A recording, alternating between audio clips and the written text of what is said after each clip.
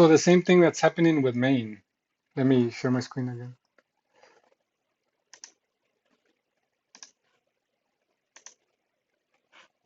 So if we go over here,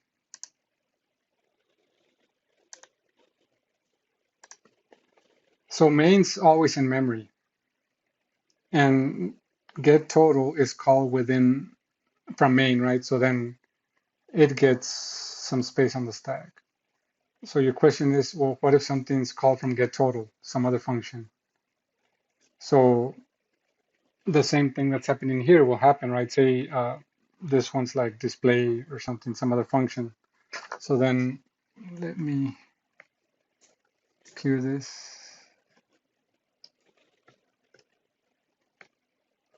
So we have main, and then we'll have get total,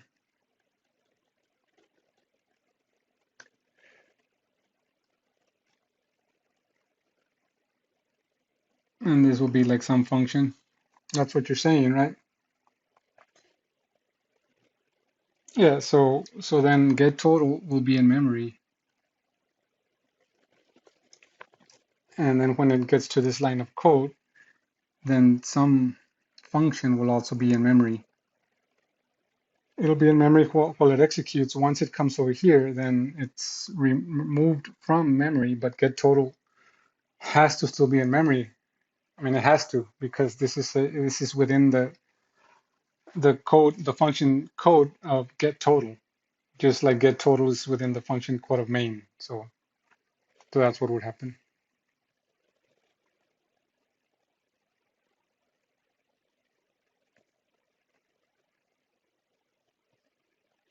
Yep. Yes.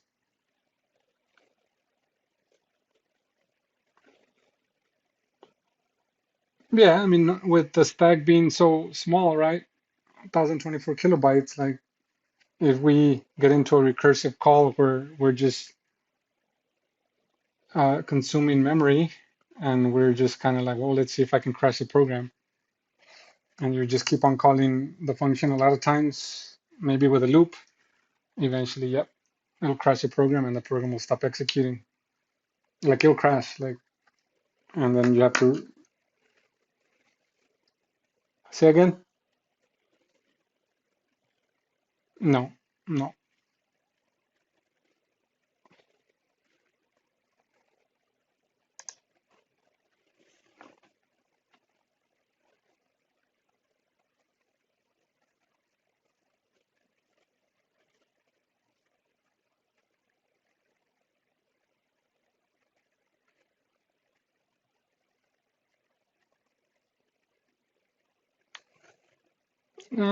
No, probably not. The point is divide and conquer, like for modular programming and code reuse.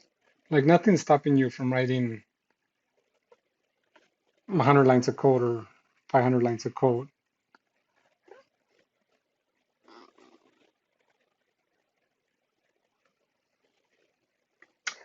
Yeah, it will be larger, but I mean, we don't know if 1,000 lines of code will crash our program.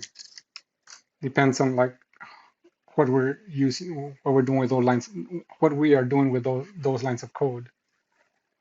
But that's not recommendable. Like it's better to write functions so that we can encapsulate code, we can reuse code, we can be able to test the code. We in the future will maintain the code and extend the code, right? So if you if like, so what would you rather do if you were a developer? Modify scripts that are 1,000 lines long and test them and maintain them and then add new features to that, or work with code that's been broken down into logical sections. Like which one would you rather work with? Like which one do you think you'd get better results with? And 1,000 lines of code is not a lot, right? So in my case, like I would rather work with the one that was broken down logically into functions or classes or whatever, using divide and conquer encapsulation, because then I could reuse code, and then I know I would be able to test most of the code, and then I wouldn't be afraid of fixing bugs, maintaining, and then I wouldn't be afraid because with 1,000 lines of code, you're fixing a bug, and I mean, how can you be sure that you fixed the bug if it? I mean, how do you test 1,000 lines of code? Right? Like if it's just sequential, like how do you test that? But with functions, then you know you can test little pieces. And the same thing with extending, right? If I want to add a new feature, like I'm like, okay, I'm at line 500. This is where I want to add the new feature. It'll add another 100 lines of code. That's 100 possibilities for me to make an error. But if it's uh, 10 functions and I want to add two more functions, then I can test these two functions in isolation from these 10 functions. Once they work, I can combine them, merge them with these 12 functions that have already been tested, the 10 functions. So then my program has a better possibility of producing issues. I mean, I'm not saying that it won't, but the possibility is less than if we're just working with a big batch of lines of code. So your question was like, is this another reasoning? No, this is so that students can understand what's happening in memory as functions are executed. So this is the computer science piece of this class, right? So one piece is I have to teach you how to program in C++, and then the other piece is I have to teach you memory management concepts. So as we're going, I'm introducing the memory management concepts. So, and I hadn't really talked about, I mean, I've mentioned the stack and more or less giving you an idea of how data is stored in it, but now we're like, okay, this is how memory works, right? I mean, does it work exactly like this? It depends on how the stack algorithm works, right? But this is a very good picture of how it would work, right? So we go back to the steps, right? So I gave you a high level overview of what happens, but now we want to maybe get like a magnifying glass and get a better idea of how the stack is managing that piece, right? So then um, if there's a function, then the stack, so push uh, current function to stack. That's step one. Maybe that's main. And then push return value to stack. So maybe there's a return value involved. Push return value to stack. And three, push function arguments to stack.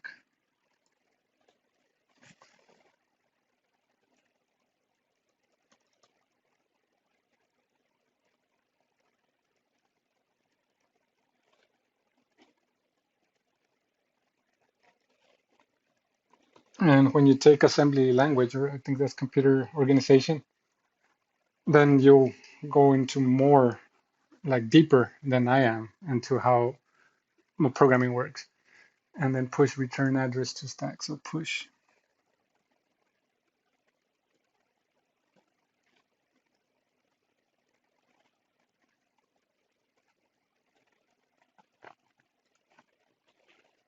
And it's important to understand how the memory works because that'll help you in data structures.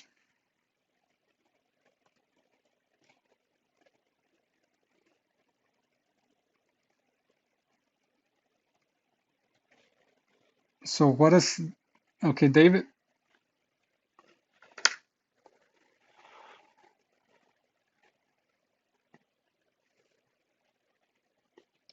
Yeah, so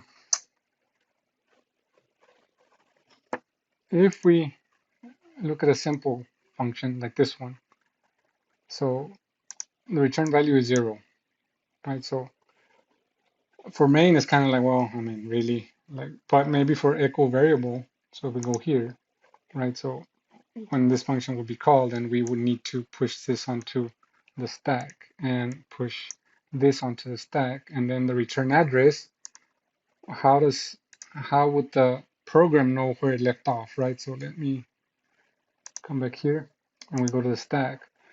So how would the program know, like, remember there's millions of addresses. This is just like a snapshot of addresses. But how would the program know, like, where to go after executing get total? Okay, so logically it's kind of like, well, it goes here to main, yeah, but where? Like, what if main has 100 bytes? How do, how does it know to start at byte 1 or at byte 50? You know, so if I go back and show you the code for main, like, how would it know to go here? Well, that's a return address, right? So this function will be, or this code would be at some addresses, so then it would jump back to that address. So that's what that's saying. So when C++ compiles, like it's calculating how much memory it needs, right, before it's loaded onto memory. So that's that's how it knows. Like when it's on memory, that's how it knows. Okay, scenario, simple scenario. Like from here to here is 10 bytes. So if I was at 50, then I know the return address is going to be 60, right? So mhm.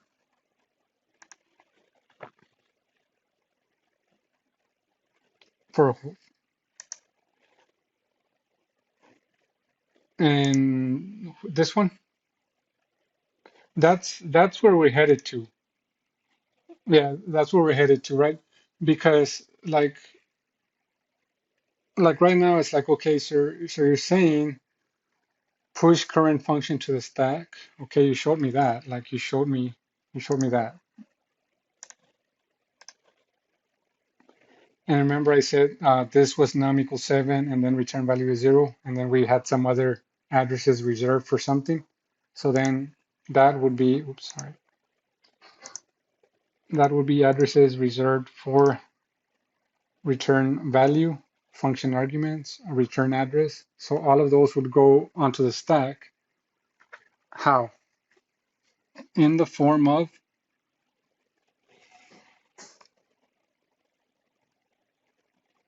an activation record, or they sometimes you'll hear the term stack frame. And there's different implementations, but they have this basic data. They'll have some data like state or data, right? Like this is data, this is data or state, this is data or state, right? So then if we categorize them, then one of them can be a return value.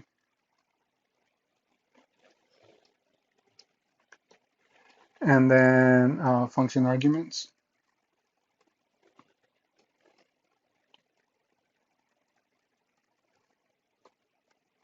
Function argument, return address.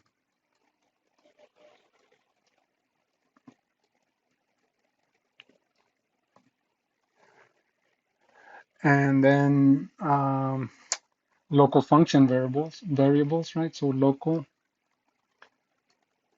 function variables.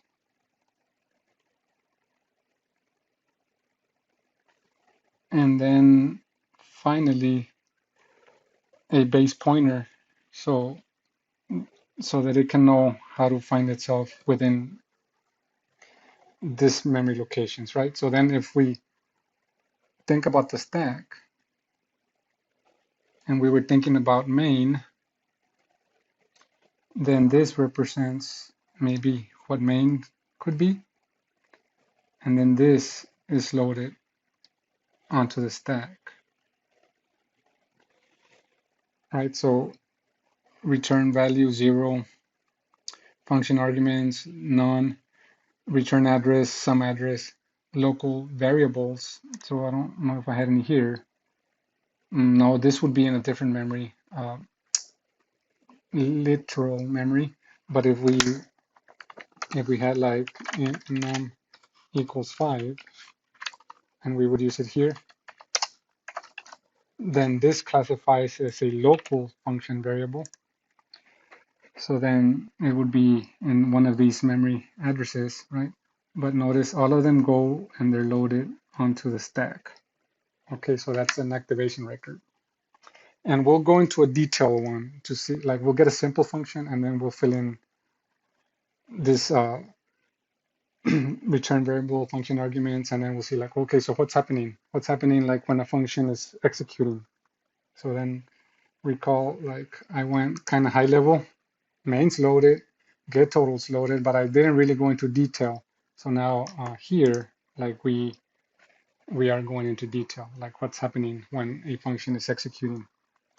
And that should hopefully give students a very good idea of what happens when functions run and execute. And then you won't be stumbling or guessing like, well, you know, why does it create a copy or why doesn't it create a copy, right? So, and we can jump into an example for, let me see here.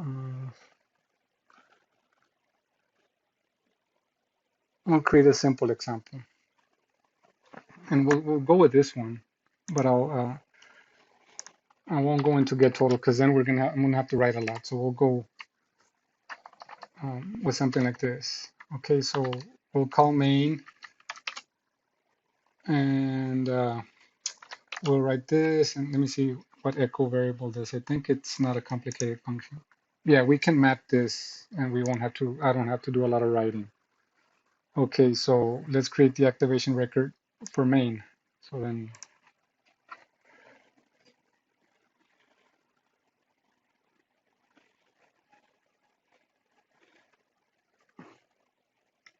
yes. Mhm.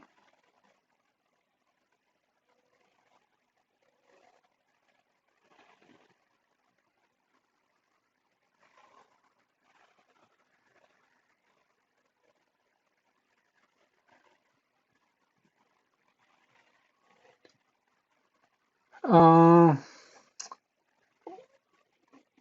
let me see, push current function to stack. So in the case of main, then we know it's 0. But in the case of another function, then we don't know. So push function arguments to stack, push return address to stack.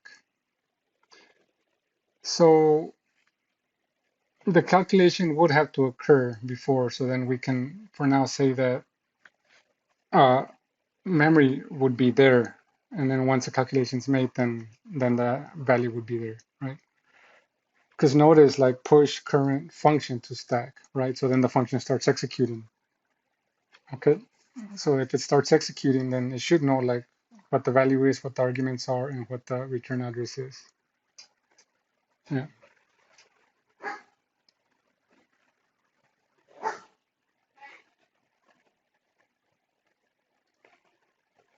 Well, it's happening in milliseconds, right? So yeah,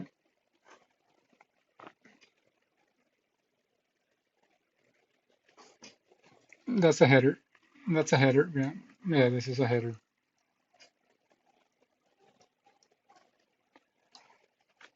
Yeah. So then if we go back over here, so now we have return value. So let me see here. So the return, and then we have arguments. I'll just put args. And then we have return address. We won't worry about the address too much. Oops.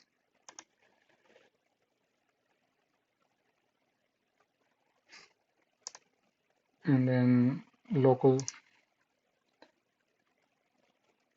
arguments. Actually, that should be function arguments, right? Let's see here. This is local variables. Let me erase this and put vars. And the base pointer just helps the function code, like know, like, okay, you're in the first, you're right here, and or you're right here, you're right here, right here. But this one we won't be too worried about. So, okay, so then we go here, and then we come back here. So it's like, okay, in num equals 5. Okay, so that is a local variable. So here, and then we would have the value 5 there. Okay, so this is, what's the name of that variable? I'll put the name next to it, num. Not that we would see this, we won't see this in memory, right? The name of the variable, but just for our purpose. And we know the return value is 0. And there's no function arguments, so there's no function arguments. And then there will be some address, right? Like some address, but we're not concerned about that. And this is main. So that's loaded onto the stack. And then below it, we will have echo variable function, integer,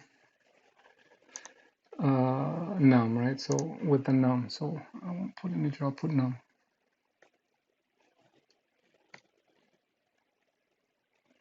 So that's called. So then let's go ahead and map that. So push function, meaning the function starts executing, right? So then we'll have the return value, the function arguments, we have 1.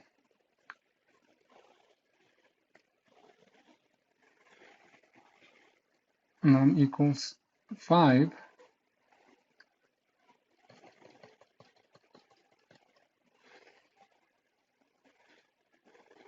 A copy, right? So it is a copy. So when we call this function, we create this variable num, but then when we say echo underscore variable num, we're not actually sending the address. We are sending the value of num, which is 5. So then the value is saved.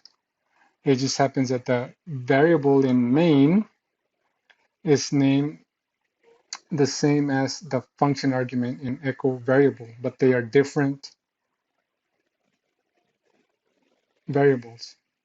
Okay, so that should tell you that if in here I'm modifying num to some other value, I'm modifying this one, I am not modifying this one. So then it's a copy, so then this is a value parameter. Or sometimes they call them copy parameters because, well, it sends a copy of the value. Okay, so then we go back and look at our function. We don't have any local variables here, so then um, we'll have an address, the return address.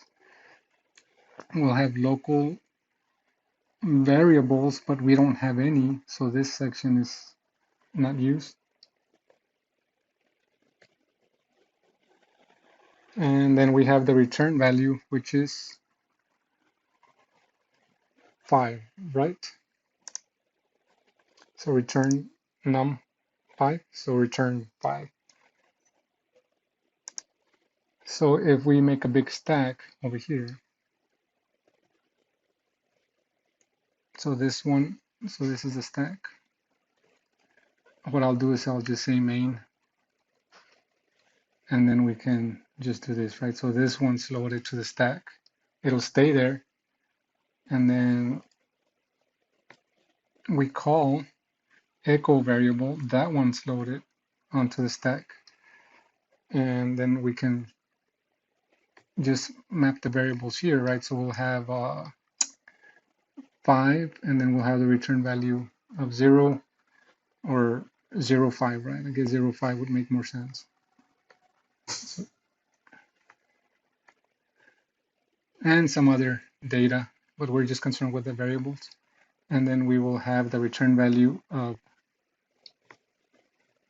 5 here. And then the num5, this is return, and then some other data here. So if I go here and I say num equals 10, I am changing this one right here, or this one. So this one would be 10. However, the num in main is different, so I'm not touching that one. So that's the concept of a variable that's passed by value. Okay, questions here? I wasn't looking at the chat to see.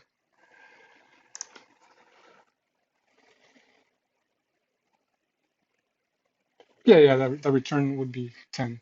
Yeah. Mhm. Yeah, because if we look at the code, right, so then we return whatever this has, so it will be 10. And that's an activation record. So now, like, hopefully you more or less get an idea of how the stack is helping us do the scratch pad duties, right? It's just kind of like storing data for us, and we're writing code, but in the backend, there's a lot of stuff going on the stack to help our programs work. Any other questions?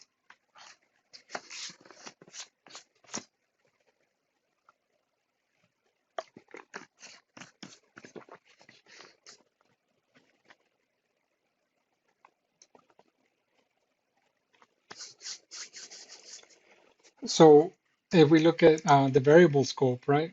So I won't diagram again, like I'll just go from here. So hopefully now, even though I don't think this is it, right? So don't say I think it's this main. Even though we have num, and like from our non-technical eye, we're like, okay, I'm going to use num as a function argument here. Like we may think, oh, okay, so if I go into the function and do this, then I'm modifying this one right here. But that's not the case. You can see from the diagram that it is in a different, completely different memory location. It's in the main activation record, or the main stack frame, and this one is in echo variable memory block. So we won't be modifying this guy. And we don't have to run a test case. We can just say cout num here, so that we can verify that. So let me go to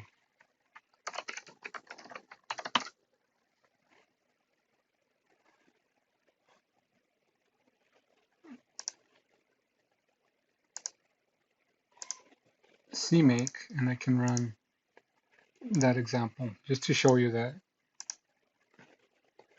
it will not be modified.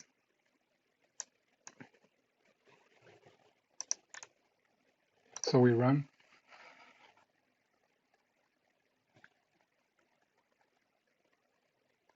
Right, so value is 10, so this one is this one, right? So value is 10 because I modified it to 10, right? So I said num is 10, return num. However, this variable here, we are displaying it here, and notice the value for that one is still 5. So that is a concept of a pass by copy or value, but it also helps us understand scope. So recall from the last lecture, I said that C++ will always look within uh, the code here, right? So then it'll look for the variable here, num, and it doesn't find it in this block, but then it finds it in this. But if we want a clearer picture, then we can go look at the activation record. So then C++ looks for it in its stack activation record. So it's like, does num exist? Oh yeah, num's here. So then it's able to use it. If this was named num1, then obviously this code would fail because C++ does not know how to traverse into the main activation record memory. Even though we have a num here, and we can see it in the code, we have a num here. C++ doesn't know how to jump from echo variable memory to main. So then that's why I am getting this issue here. Okay. Now, if I wanted to use num, then I could create a global variable like outside of like here on line 3. But I always shy away from global variables unless it's a const, because in const it can be modified. But if we are using a global variable with a non-const, then that variable can be modified, and then we'll get into trouble. Somebody can modify that variable somewhere else in our program, and that won't be good. Any questions here? Like how or why this is working or not working?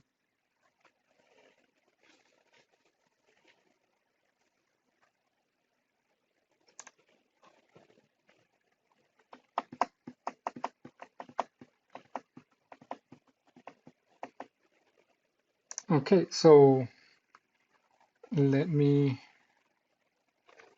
delete this and let me go ahead and revert this back to what it was. And then we'll create a test case right now for what I just demonstrated. Since I'm here, I might as well just go to functions and we'll go here. So here I want to create a function void called by value and reference. But for now, we will just say we have a number, and then I'll extend this example after I diagram the next topic. So here, we simply want to validate.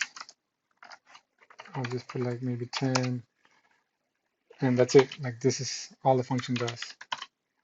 And then we go ahead and create a test case to test what I just explained, that this will not modify the variable in a different region of memory.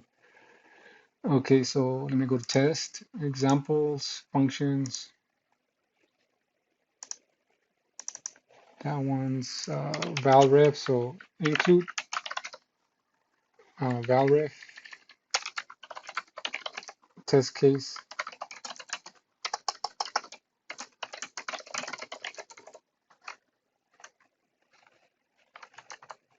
value or copy, right? So because some people out in the real world call it copy parameter also, so, but the term is value. Okay, so here we simply create another one exactly with the same name. We'll name it 5, and then we call the function pass. What did I call it? Call by okay, call by valref, and then I'll use num. So then after this is executed, I require or I create an assertion that num should still be equal to 5, even though like from the code, like somebody who does not know the rules would think that we would be changing the value of num right here.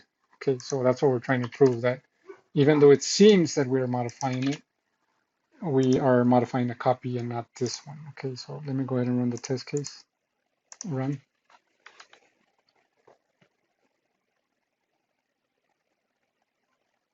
Questions?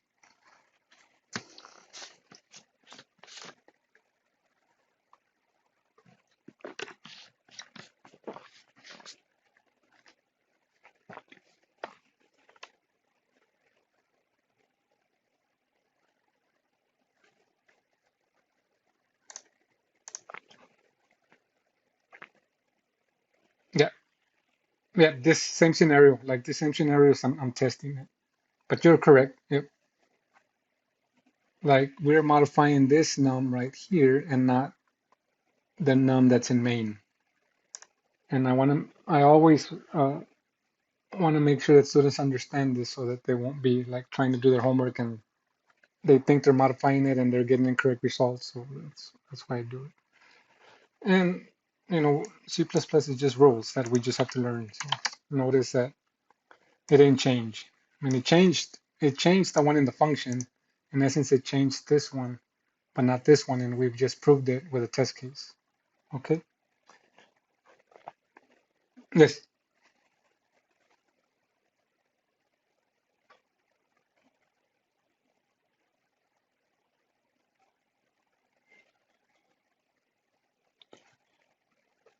Uh, no. Um, we can change this to int, right? And I know what you're asking,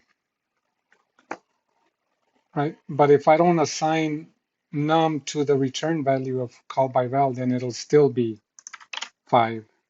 So let me run it.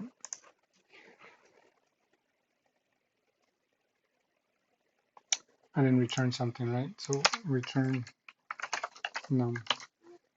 Okay, let me cancel here and then let me run it again. Run.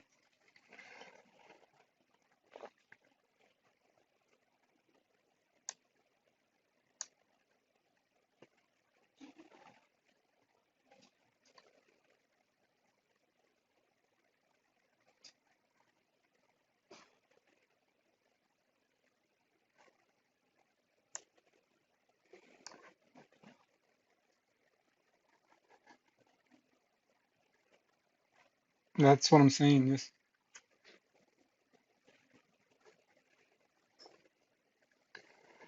Whenever it decides to execute for us.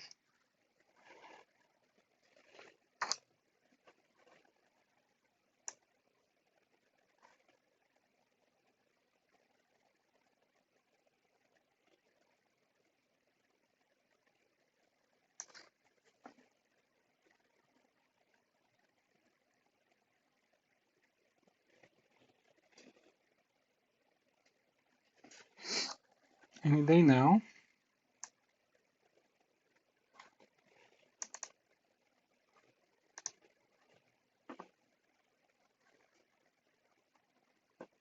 I'm still building. So the important thing to understand here is that we're passing by value.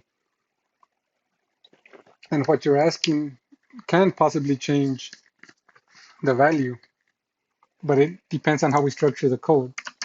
Notice here, it's still the same, mainly because I didn't assign num equals, right?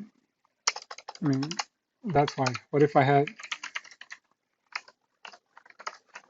num1, right? I'm still not modifying this guy, but I know what you're saying is, well, what if I modify it like this? Well, the question to that is, of course, you'll change the value, but this didn't change the value. This statement changed the value because it's returning 10, okay? So what happens in that case, it gets this value right here, 10, which is the return value, and it overwrites it right here. So then this would be 10. But the change didn't happen when I changed this num, okay? And that's what I want students to understand. So I'll go back to the original example because, and I can leave it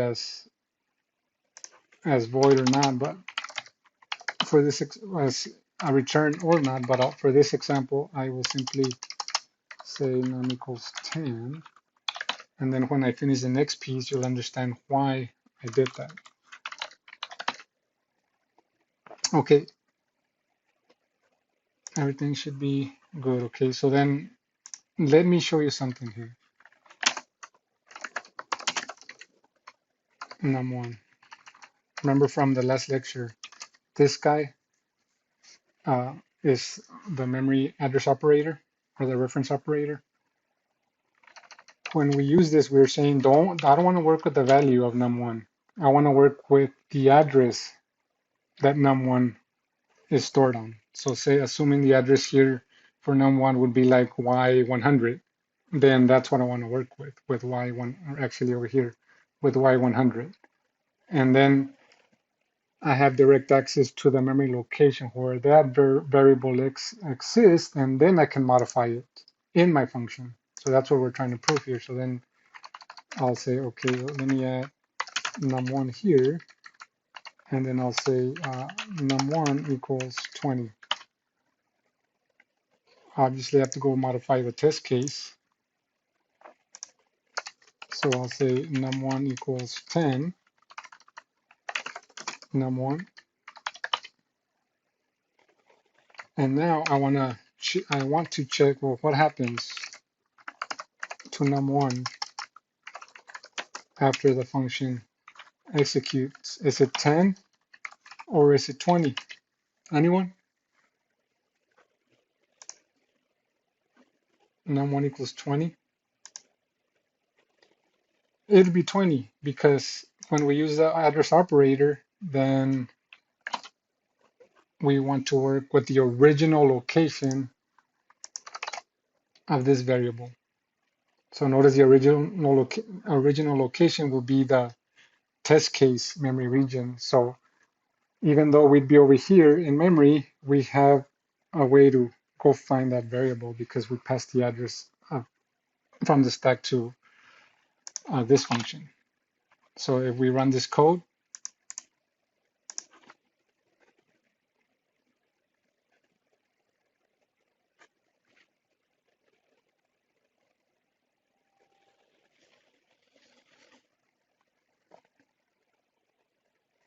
and while that one's executing, what I'll do is I'll go ahead and start diagramming that piece.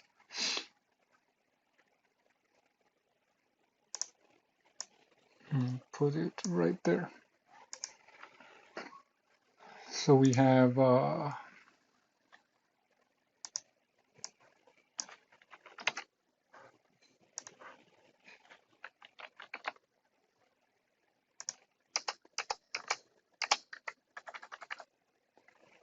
assuming that this is called from main, okay, not from the test case, but it's the same concept. So then this is main.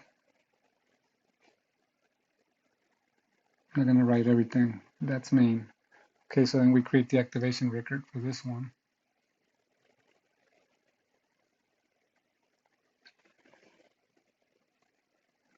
And so we need the return, the function arguments, and the local variables. That's all I'll worry about, the local variables. And this is main, and then we have the next one, which is called by val and ref. Okay, so first let's see what happened to our test.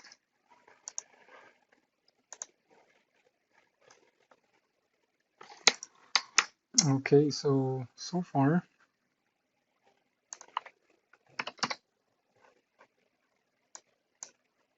we're green.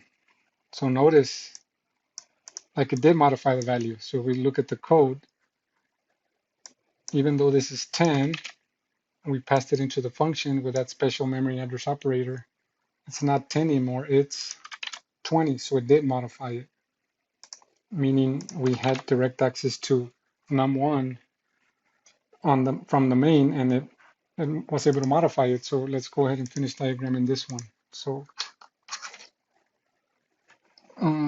local variables would be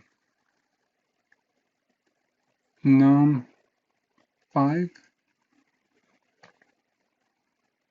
num1 10, assuming this was like y90 and this was y like 86 or something like that. Now we need the address, right? So that's the address. So then we call by val underscore ref. So return, there's nothing,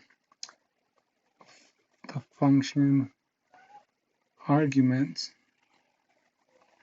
and then there's no local variables, but we'll still account for them. Okay, so then we have the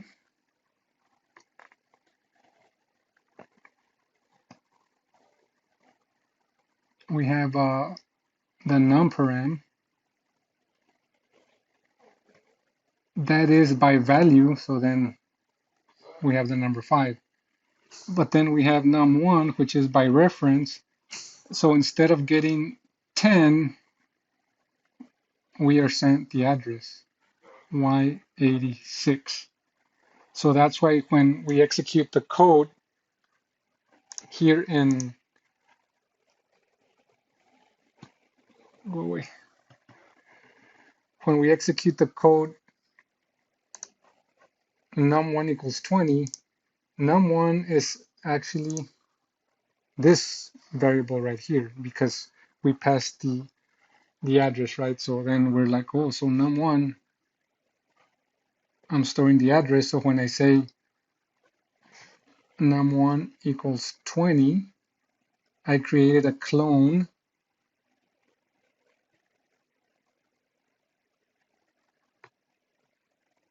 of this guy. So that's why when I change this to 20, then this one is no longer 10, it's 20.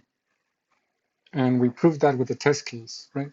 And this one, we tried to change it to 10. I think this one's 10, sorry, right? So we tried to change it to 10. It changed this one, but since this num and this num are different, then uh, we won't modify this one. But since this function argument has the address of the original variable, we are able to modify it. In essence, it's a clone, right? So that's how this code is green, because we are modifying the variable. And that is the concept of value and reference parameters, right? So now you know, like, whoa, like I can change the value of variables and functions, right? So if I'm not careful, I can mess this up.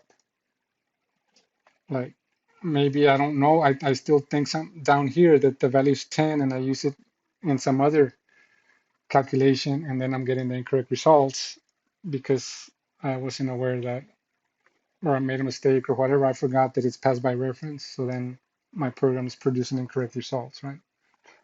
So how do we fix that? We can say, well, I want to reference the original memory location, but I want to make it read-only. And by making it read-only, I'm still referring to the original location, but, oops, not here. Users of num2 can only read it, they cannot modify it. If they try to modify it, notice right away it won't even let us compile. Expression must be modifiable L value, meaning on the left side of the equal sign. So I have to comment that out, otherwise my code doesn't run. And I can't really add it to the test case as something, right? But at least I can show you that I'm referring to the original variable, but I won't be able to modify it because I used the keyword const, which in C++ means make it read-only. And that's how we protect against issues like accidentally modifying variables. So then, okay, what's the purpose of this, concept? Well, for integers, it's kind of like, why do we need it? Like, an integer so small, but what if we have a list like of 1 million records or 100,000 records in memory? Then we want to use the original memory location when we pass it maybe to a void function to display the list to a report, or maybe to a function that sends it to a network drive or whatever, right, as a file. We want to be working with only one copy of those 100,000 records. So then we use this const reference parameter so that we don't have to be copying 100,000 records all over memory. So then that's why we use this concept. Simple types like integers, doubles, characters, booleans, we can always pass them as value because they're so small, it takes so little to copy 4 bytes. But if we have a large data set, then it's going to take a long time to modify. Questions?